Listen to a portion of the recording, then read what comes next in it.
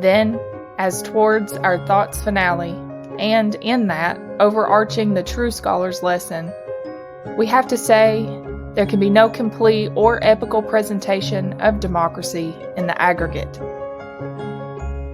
or anything like it at this day, because its doctrines will only be effectually incarnated in any one branch when in all their spirit is at the root and center. Far, far indeed, stretch in distance our vistas. How much is still to be disentangled, freed, how long it takes to make this American world see that it is, in itself, the final authority and reliance. Did you too, O friend, suppose democracy was only for elections or politics or for a party name? I say democracy is only of use there that it may pass on and come to its flower and fruits and manners in the highest forms of interaction between men and their beliefs.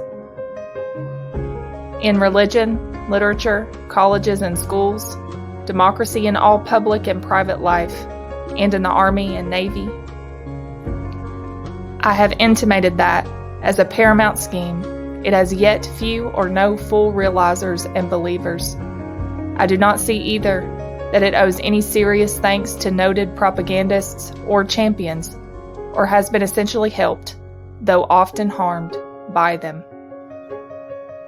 It has been and is carried on by all the moral forces, and by trade, finance, machinery, intercommunications, and in fact, by all the developments of history, and can no more be stopped than the tides, or the earth in its orbit. Doubtless also it resides, crude in talent, well down in the hearts of the fair average of the American-born people, mainly in the agricultural regions. But it is not yet, there or anywhere, the fully received, the fervid, the absolute faith. I submit, therefore, that the fruition of democracy on aught like a grand scale resides altogether in the future. As under any profound and comprehensive view of the gorgeous composite feudal world, we see in it, through the long ages and cycles of ages, the results of a deep, integral, human and divine principle, or fountain,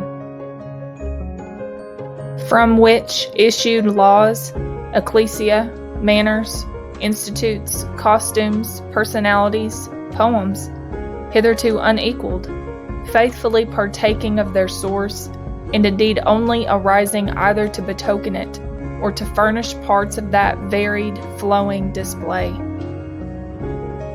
whose center was one and absolute. So, long ages hence, shall the due historian or critic make at least an equal retrospect and equal history for the democratic principle. It too must be adorned, credited with results.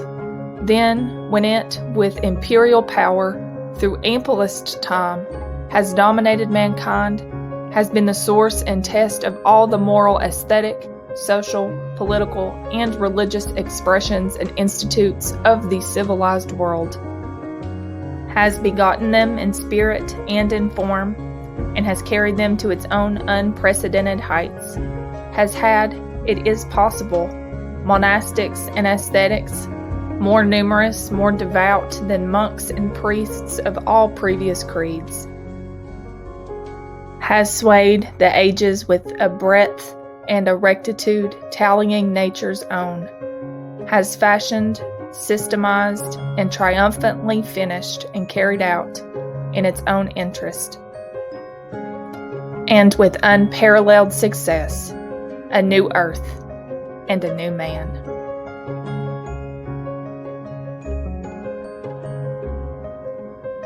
Typical of his grandiosity, in this section, Whitman is setting himself up for the essay's concluding remarks. For those in his audience who are to act upon his call for a truly American literature, they can look to this section for guidance and specifics. More so, If readers are looking for an artistic, extra textbook definition of democracy, he presents that too. What he outlines is toward an all-encompassing secular system and voice, away from theocracy, but inclusivity beyond what any civilized nation had built before. Thanks for watching. Move to Part 4.